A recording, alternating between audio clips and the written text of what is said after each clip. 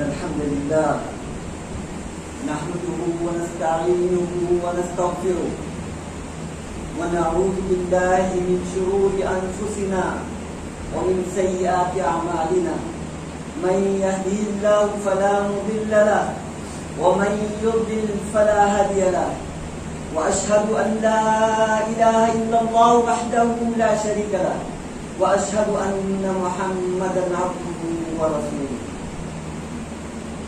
يا أيها الذين آمنوا اتقوا الله حق تقاته ولا تموتن إلا وأنتم مسلمون يا أيها الناس اتقوا ربكم الذي خلقكم من نفس واحدة وخلق منها زوجها وبث منهما رجالا كثيرا ونساء واتقوا الله الذي تساءلون به والأرحام إن الله كان عليكم رقيبا يا أيها الذين آمنوا اتقوا الله وقولوا قولا سديدا يصلح لكم أعمالكم ويغفر لكم ذنوبكم ومن يطع الله ورسوله فقد فاز فوزا عظيما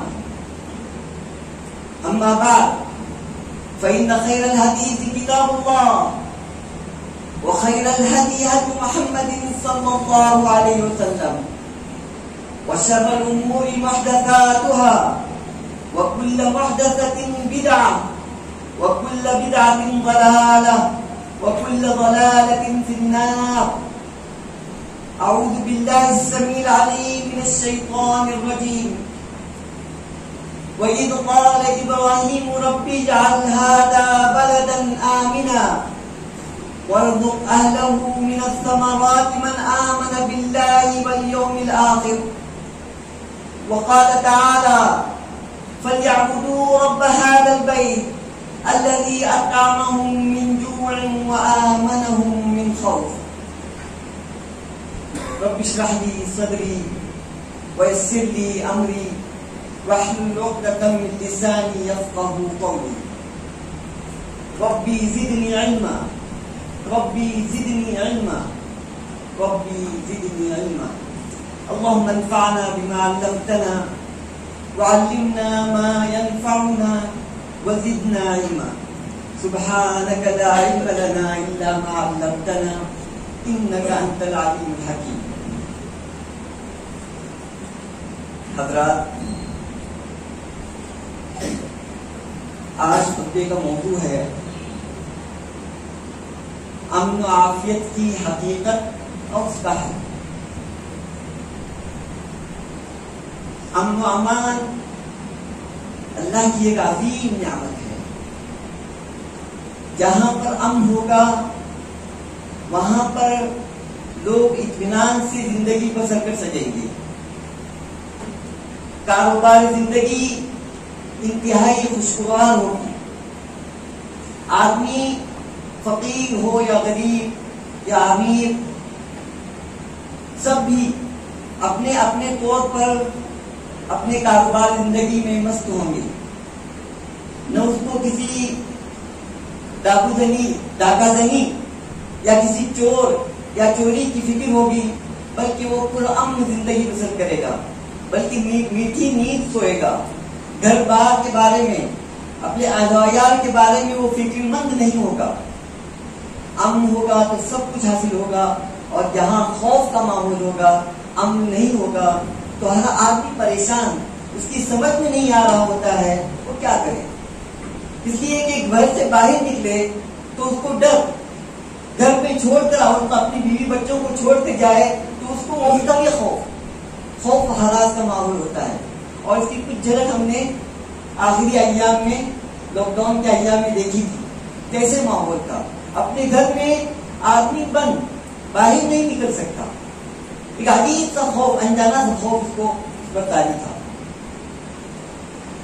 اللہ کی یہ عظیم نعمت امن و امان اور اس کے ساتھ غذا کی فراوانی, یہ دو چیزیں ایسی ہیں جن کا ذکر کر کے ابراہیم علیہ السلام نے جب اپنی اہل و عیال کو مکے میں چھوڑ گئے, بے آب و گیا میدان وادی میں جہاں پر کسی چیز کا اثر نہ تھا, ابراہیم علیہ السلام نے کیا دعا فرمائی تھی؟ اس وقت دعا کی تھی وَإِذْ قَالَ إِبْرَاهِيمُ رَبِّ اجْعَلْ هَٰذَا بَلَدًا آمِنًا وَارْزُقْ أَهْلَهُ مِنَ الثَّمَرَاتِ. دو چیزوں کی دعا کی تھی.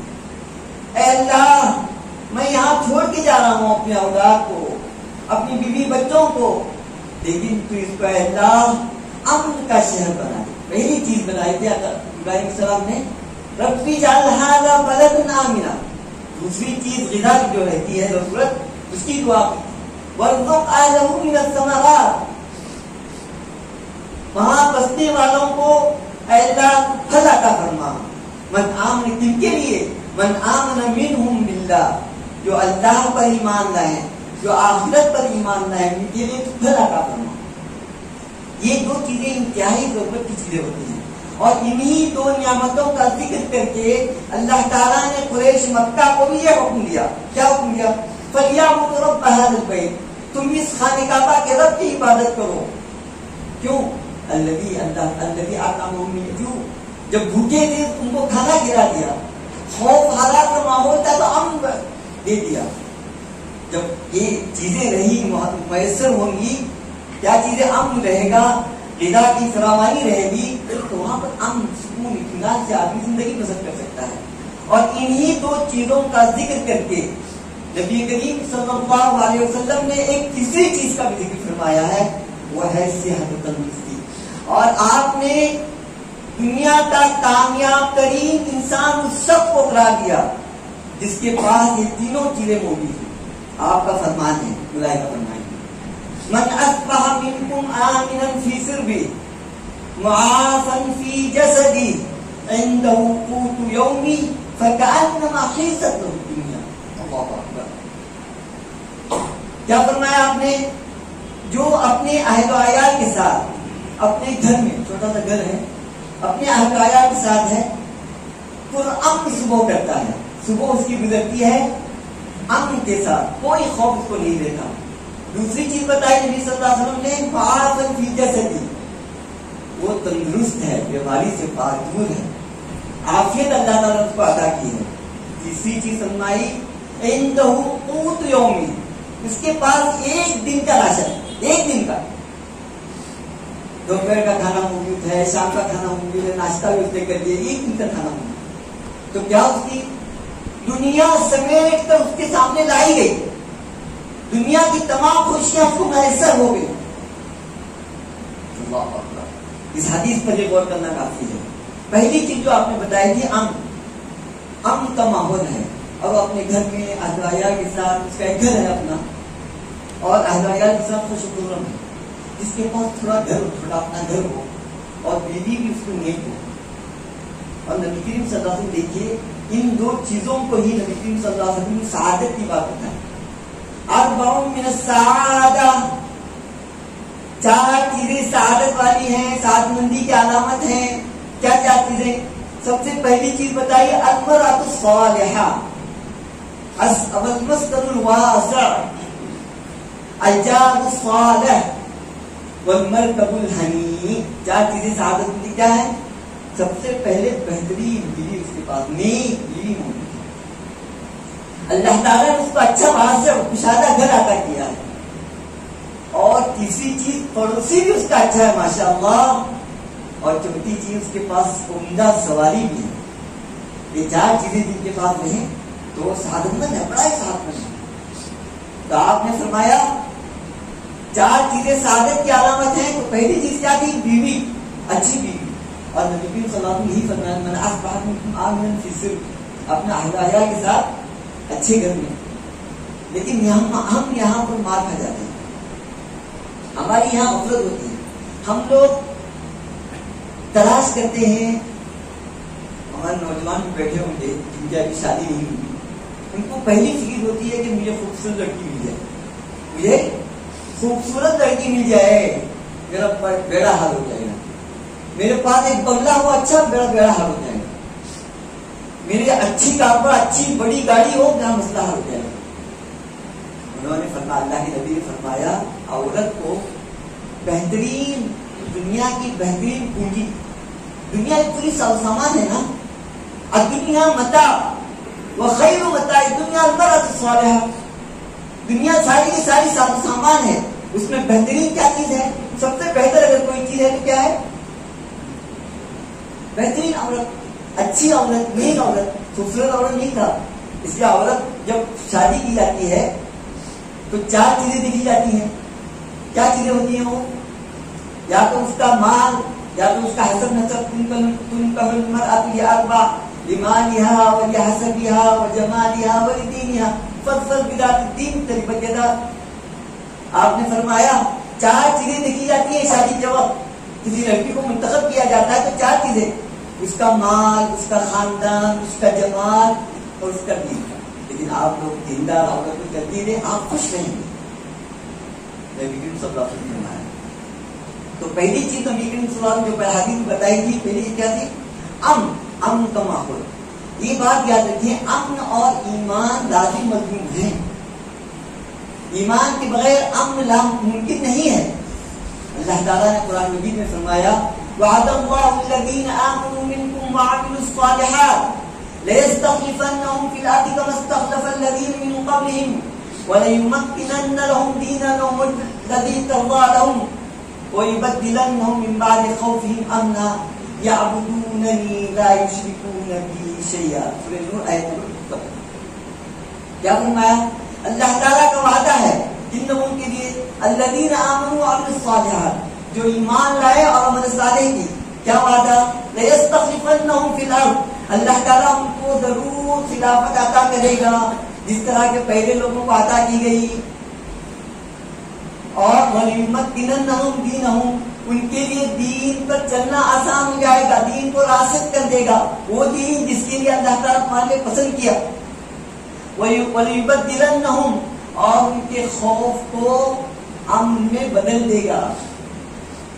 اور ان کی صفت کیا رہے گی مومنوں کی؟ یعبدوننی لا یشرکون بی شیئا, وہ میری ہی عبادت کریں گے, شرک نہیں کریں گے. ہم ایمان اور شرک ایک ساتھ جمع نہیں ہو سکتے. آج ہم لوگ ذرا دیکھیں ہمارے آس پاس میں مومن ایمان ہے, ایمان ہوتے ہوئے ہم لوگ شرک کرتے ہیں. تو کہاں سے اللہ تعالیٰ ہمیں امن نصیب کرے گا؟ کہاں سے ہم کو خلافت ملے گی؟ کہاں سے ہم کو زمین پر غلبہ حاصل ہو جائے گا؟ مشرکوں کی تعداد بڑی ہوئی ہے, جہاں دیکھو وہاں پر شرک ہو رہا ہے. ایمان اور شرک ایک ساتھ جمع نہیں ہو سکتے. اور اللہ تعالیٰ کا وعدہ انہی لوگوں کے لیے ہے جو کامل مومن ہیں. اسی لیے اللہ تعالیٰ نے اسی بات کو فرمایا, الذین آمنوا ولم یلبسوا ایمانهم بظلم اولئک لهم الامن وهم مهتدون. کون لوگ؟ جو لوگ ایمان لے آئے اور ان کا ایمان ظلم کے ساتھ خلط ملط نہیں ہوا, ظلم کے ساتھ خلط ملط نہیں ہوا. اولئک لهم الامن, انہی لوگوں کے لیے امن ہے اور وہی لوگ کامیاب ہوں. تو معلوم ہوا کہ ایمان اور شرک ایک ساتھ جمع نہیں ہو سکتے, اور امن اسی وقت حاصل ہوگا جب ہم لوگ مکمل مومن بن جائیں. یہ امن کا ہے. پہلی چیز جو بتایا میں نے, کیا نبی صلی اللہ علیہ وسلم نے بتایا تھا کہ امن قائم, جب تک ایمان نہیں ہوگا امن قائم نہیں ہو سکتا. دوسری بڑی چیز جو نبی صلی اللہ علیہ وسلم اپنی حدیث میں بتائی تھی, معافن فی جسدی, جسم تندرست. یہاں پر عافیت کی بات آ گئی. ایک جگہ امن ہے, ماحول اچھا ہے, پرسکون ہے, کوئی کسی طرح کا فساد نہیں,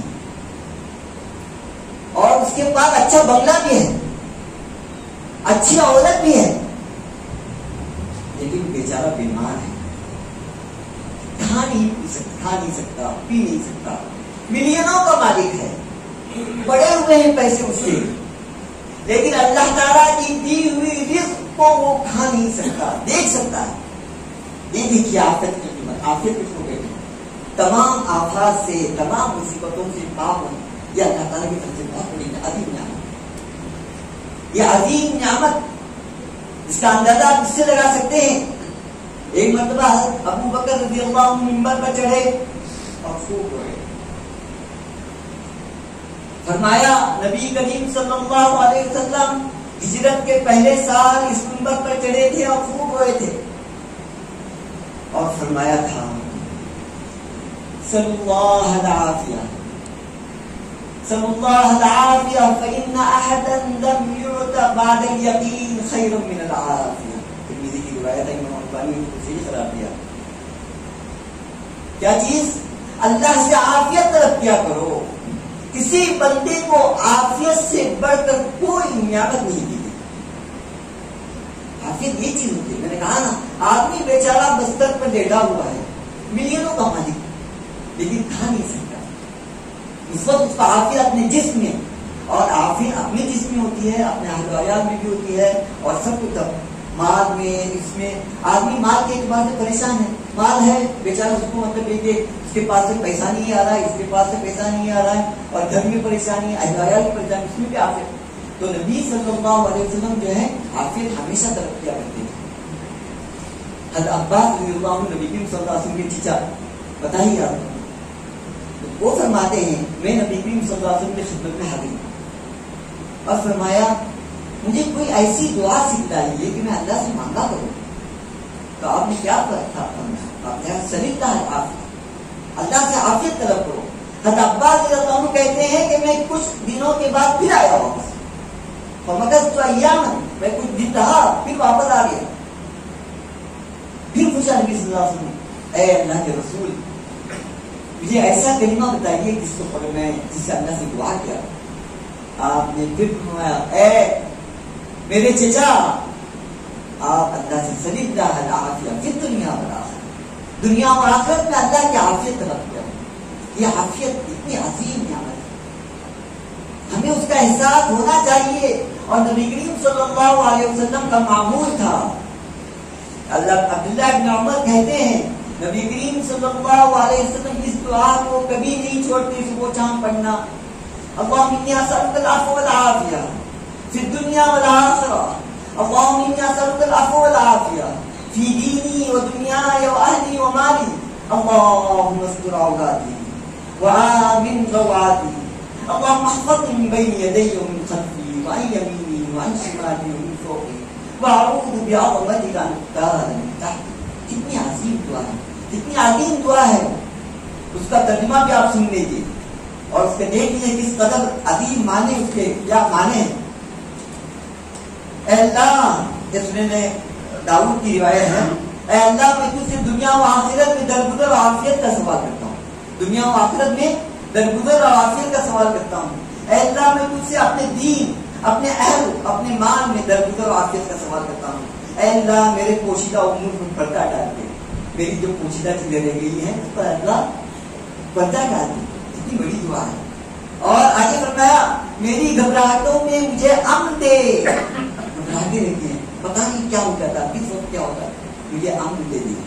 آگے اللہ دعا دیتا، اللہ کے نبی نے اے اللہ میرے سامنے سے، میرے پیچھے سے، میرے دائیں سے، میرے بائیں سے، میرے اوپر سے میری حفاظت فرما، اور میں تیری عظمت کے ساتھ پناہ میں آتا ہوں کہ میں اپنے نیچے سے ہلاک کر دیا جاؤں. کس قدر عظیم دعا ہے، اس کا اہتمام کرنا چاہیے. ہم صبح شام کی دعاؤں میں اس کو شامل کرنا چاہیے اور پابندی کے ساتھ اس کو پڑھنا چاہیے.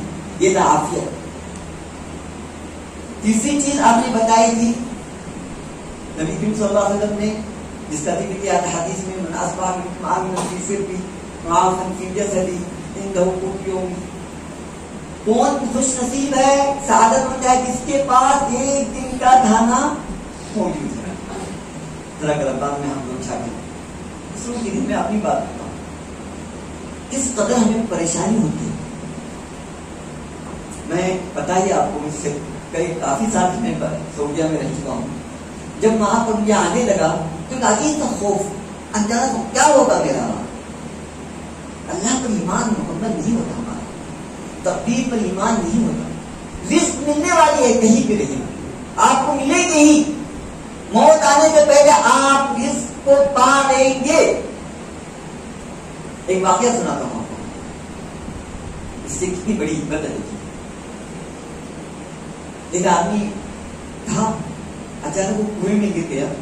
دیہات تو سعودیہ گیا کہیں پارٹی میں, میرے سبھی کو کہتے ہوئے سنا تھا واقعہ کہ اچانک وہ کسی دیہات میں جس میں کنویں میں گر گیا. چلایا, خوب چلایا, کچھ کر کسی طرح سے باہر بھی نکل گیا. اللہ کے فضل سے باہر بھی نکل گیا. تو لوگوں نے پوچھا کیا بات ہے, اس قدر کا کیا ہو گیا تمہیں؟ ایسے ایسے کہنے لگا. اس نے لوگوں کسی نے اس کو دودھ کا گلاس پیش کیا, دودھ پی لیا اس نے آرام سے. پھر بتانے لگے لوگوں کو کہ مجھے ایسے کیوں ہوا, میں وہاں جا رہا تھا, یہاں جا رہا تھا, اس طرح سے ہوا. اور ویسے ہی دکھانے گیا تو پھر دوبارہ اس کنویں کے اندر گر گیا, اور گرتے ہی اسی وقت اس کا دم نکل گیا. علماء بتاتے ہیں کہ اس کا پہلی جب گرا تھا, دودھ کا گلاس اس کے رزق میں باقی تھا, اس کو نہیں پیا ہوا. جب تک آپ کا رزق مکمل نہیں ہوگا اس وقت تک ہماری موت نہیں آئے گی. یہ یقین ہمیں ہونا چاہیے, مکمل یقین ہو تو اس پر چلنا آسان ہو جاتا ہے آدمی. تو نبی صلی اللہ علیہ وسلم نے کہا ایک دن کی روزی اس کے بعد ہوگی. ہم لوگ سادہ کارنامے, میری بچیوں کا کہاں ہوگا, میرے بچوں کا کہاں ہوگا, کیا ہوگا, وہ کالج میں کیسے پڑھیں گے, اتنی فیسیں کہاں سے آئیں گی, شادی کے اخراجات الگ ہیں. سب آدمی سوچ کر ہلا ہوتا ہے. اللہ پر ایمان, اللہ پر مکمل ایمان جب تک نہیں ہوگا, تقدیر پر ایمان نہیں ہوگا. فرمان ہے جب تک آدمی کا جو رزق لکھا ہوا, مفہوم یہی ہے کہ جب تک آدمی کا رزق لکھا ہوا ہے وہ مل کر نہیں رہے گا, اس کو موت نہیں ہے. اگرچہ اس کو دیر سے ملے تو یہ کہ مل کر ہی دے. تو یہاں پر دوسری چیز نبی کریم صلی اللہ علیہ وسلم جو ہمیں بتائی, سکھلائی, قناعت کا درس. کیا اس کا درس آدمی کو قانع ہونا چاہیے, دوسروں کے معاملات میں نہیں ڈھالنا چاہیے. اس کا ایک آسان طریقہ نبی کریم صلی اللہ علیہ وسلم نے ہمیں سکھایا. کس طرح کریں؟ فرماتے ہیں نبی صلی اللہ علیہ وسلم, مسلم کی روایت ہے, انظروا الى من هو اسفل منكم ولا تنظروا الى من هو فوقكم فهو اجدر الا تقدروا نعمت اللہ علیکم. کس طرح دیکھیے, دنیاوی معاملات میں اپنے سے نیچے لوگوں کو دیکھا کرو. فلاں آدمی بیچارہ, اس کو کھانا نصیب نہیں, فلاں کے پاس بیچارہ گاڑی نہیں, میرے پاس اسکول ہے کم سے کم. فلاں کے پاس گھر نہیں ہے, میرے پاس چھوٹا سا گھر ہے. ان ضرور علامہ ہوا اصل دنیاوی معاملات میں اپنے سے کمتر لوگوں کو دیکھا کرو, اپنے سے اوپر لوگوں کو بالکل نہ دیکھو. اس سے کیا ہوگا, اپنے سے اوپر کے لوگوں کو دیکھو گے. فلاں کے پاس بڑا محل ہے, ماشاءاللہ, اس کے پاس گاڑی دیکھیے نا, کون سی نئی ماڈل کی, ابھی اس مرتبہ وقت نکالی. تو کیا ہوگا, اللہ کی نعمتیں جو آپ کو موجود ہیں اس کا آپ احسان نہیں, شکر ادا نہیں کر سکتے. اللہ کی نعمتوں کا حقیقت نہیں, مجھے کیوں نہیں ملا, مجھے کیوں نہیں ملا, اس کو اتنا ہے, اس کو اتنا ہے. تو سب سے پہلے چاہا ہم لوگ اگر زندگی بسر کرنا چاہتے ہیں, امن کی زندگی بسر کرنا چاہتے ہیں, ہم لوگ سکون سے رہنا چاہتے ہیں, ہم لوگ موحد بنے, شرک سے دور رہیں, نبی کریم صلی اللہ علیہ وسلم نے جو نسخے بتائے ہیں, جو باتیں بتائی ہیں, اس پر عمل کریں. اور دیکھیے ہماری زندگی انشاءاللہ کیسے گزرے گی, کیسے امن سے گزرے گی, کیسے ہمارے بچے, ہماری بیوی بھی اچھی ہوگی, ہمارے بچے بھی اچھے ہوں گے, ہماری باتیں مانیں گے, گھر کا ماحول اچھا ہوگا. یہ سب چیزیں اسی وقت ہوں گی. 3-4 چیزیں میں اس کو بتاؤں گا, انشاءاللہ اس پر ہم لوگ عمل کریں گے تو ہماری انشاءاللہ ہمیں بھی امن کی زندگی میسر ہوگی انشاءاللہ. پہلی چیز ہمیں تقدیر پر مکمل ایمان, جو چیز پہلے بتائی تقدیر پر مکمل, اور اللہ پر بھروسہ. اللہ پر ومن یتوکل علی اللہ فہو حسبہ. پہلی چیز ایمان مکمل آپ کو کہ میری تقدیر میں فلاں چیز لکھی ہوئی ہے, مجھے مل کر ہی دیں, نہیں ہے تو نہیں ملے. یہ اللہ تعالیٰ کی حکمت ہے. دوسری چیز بتا, توکل اللہ پر کرو کہ اللہ تعالیٰ انشاءاللہ اللہ پر جو بھروسہ کرے گا کیا ہو جائے گا, اللہ تعالیٰ اس کے لیے کافی ہو جائے گا. میں یہ توکل اللہ وہ حسب. دوسری چیز میرا قناعت کرنا سیکھیں. قناعت آنے بن جائیں. جو کچھ بھی اللہ تعالیٰ نے دیا ہے اس پر آنے. حدیث کا مفہوم آتا ہے، پتہ ہی آپ لوگ سنتے ہو. کب انسان کے پاس 2 وادی سونا جمع ہو جائیں تو تیسری وادی کی خواہش کرے گا. موت ہی آ کر اس کی حرص ختم ہو سکتی ہے، اس کے علاوہ ختم نہیں ہو سکتی. تو ہم لوگ کیا کریں؟ قناعت کرنے والے. اور نبی کریم صلی اللہ علیہ وسلم اس کے لیے بھی ہمیں دعا سکھائی. بہت پیاری دعا، اچھی دعا.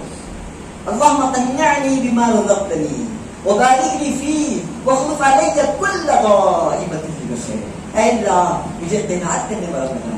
جو کچھ تو نے مجھے رزق دیا ہے اس میں مجھے قانع بنا دے اور اس میں مجھے برکت عطا فرما. قانع بنا، اس میں برکت عطا فرما. اور میرے پیچھے جو میری چیزیں رہ گئی ابھی تک نہیں آئی اس کی تو حفاظت کرنا. اس قدر دعا. بہت ساری چیزیں میں آدمی پھنسا ہوا رہتا ہے، مال ہے، کوئی جاب سب ہے، سب دعا اس میں شامل ہے. بہت پیاری دعا. تو اس میں ہمیں اس کا یہ کرنا چاہیے، قناعت اختیار کرنا چاہیے. پھر دعا. تیسری چیز تقویٰ. تقویٰ بہت ضروری ہے. تقویٰ کیا ہوتا ہے؟ اللہ تعالیٰ نے جن جن چیزوں کا حکم دیا ہے اس کو بجا لائیں، اور جن جن چیزوں سے روکا ہے اس سے پرہیز اجتناب کریں. یہی تقوی کا نام. تقویٰ اختیار کریں، اللہ تعالیٰ آپ کو نوازے گا. وَمَن يَتَّقِ اللَّهَ يَجْعَلْ لَهُ مَخْرَجًا وَيَرْزُقْهُ مِنْ حَيْثُ لَا يَحْتَسِبُ. ایسے نوازے گا کہ آپ کو وہم گمان بھی نہیں ہو، وہم گمان میں بھی نہیں ہو. اللہ تعالیٰ اس طرح سے نوازے اور یقین کرتا ہے. تیسری چیز، چوتھی چیز جو ہے دعاؤں کا اہتمام. جس کے لیے دعائیں ہیں، دوسری دعائیں ہیں، اس کے لیے میں آپ کو ایک واقعہ بتاتا ہوں اور اپنی بات ختم کرتا ہوں. ٹائم کی ہو رہا ہے. ایک آدمی، میں یہ بھی دعا سنی تھی، میں نے یہ واقعہ بھی سنا تھا. 1-2 سال پہلے یہ وائرل بہت زیادہ ہوا تھا آڈیو. ایک آدمی بہت پریشان تھا کھانے کے لیے، جہاں پر بزنس کرتا ہے کچھ فیل ہو جاتا ہے، مستقل فیل، پریشان. ایک مطلب اپنی بہن کے پاس گیا. کوئی بہنیں بھی ماشاءاللہ ایسی ہوتی ہیں، سمجھدار ہوتی ہیں، اسلامی تعلیمات کی پابند ہوتی ہیں. تو اللہ تعالیٰ ہمیں بھی ایسی بہنیں آتا نصیب کرنا. بہن کے پاس گیا، کہنے لگا بہن میں کیا کروں، میں اتنا پریشان ہوں، کہاں بھی جاتا ہوں پریشان، ناکام، کچھ حاصل نہیں ہوتا. کھانے کے دعوے پڑ گئے. تو بہن سمجھدار، میں نے سنا ہوگا، کہا میں میرے بھائی ایک دعا بتاتی ہوں، اس پر تم انشاءاللہ پڑھو گے تو تمہارا انشاءاللہ بیڑا پار ہو جائے گا. کیا دعا؟ فرمایا اللہم انی اسألک من فضلک ورحمتک فإنہ لا یملکھا الا انت. اے اللہ میں تجھ سے تیرا فضل، تیرا رحمت طلب کرتا ہوں، اور ان دونوں چیزوں کا مالک کون ہے؟ صرف اللہ. وہ راوی بیان، جو قصہ بیان کرنے والا، کہتا ہے جب یہ آدمی بھائی اس کا چلا گیا اور ان دعاؤں کو پڑھنے لگا، کچھ ہی دنوں میں فوراً واپس آ گیا بہن کے بعد. کہنے لگا کہ میں انشاءاللہ مجھے اللہ تعالیٰ نے اس قدر آتا ہے کہ میں آپ آتا نہیں، میں کہہ بھی نہیں سکتا. تو راوی بیان کہتے ہیں میں نے سوچا یہ دعا کہاں سے آئی، اس کا اصل کیا ہے. تو کہتے ہیں اس کی تحقیق کرنے لگا تو نبی کریم صلی اللہ علیہ وسلم کا ایک واقعہ عبداللہ بن مسعود بیان کرتے ہیں. عبداللہ بن مسعود کا کہتا ہے کہ ہم لوگ بیٹھے ہوئے تھے، نبی کریم صلی اللہ علیہ وسلم کے پاس ایک مہمان آیا. نبی کریم صلی اللہ علیہ وسلم کو کچھ بھی نہیں تھا. آپ نے اپنی ازواج مطہرات کو وہاں پر کسی کو بھیجا اور کہا کہ کسی کے پاس کچھ ہو تو لے آؤ. تمام جگہ سے نا امیدی، کچھ بھی نہیں. دیکھیے یہ ازواج مطہرات، ان کے پاس کھانے کے لیے اس وقت کچھ بھی نہیں تھا مہمان کو کھلانے کے لیے. تو نبی صلی اللہ علیہ وسلم نے اس وقت یہ دعا فرمائی اللہم انی اسألک من فضلک ورحمتک فإنہ لا یملکھا الا انت. تو دعا پڑھنے کے تھا تو اس کا راوی کہتے ہیں عبداللہ بن مسعود، فوراً اسی وقت جو ہے ایک بھنی ہوئی بکری پیش کی گئی. پوری بھنی ہوئی بکری پیش کی گئی. آپ اس کو نوش فرما تھا، آپ کہا یہ اللہ کا فضل ہے دنیا میں اور رحمت کے منتظر ہیں آخرت میں انشاءاللہ اس کی رحمت. اور اقول قولی ھذا واستغفر اللہ لي ولکم فاستغفروه انه هو الغفور الرحیم.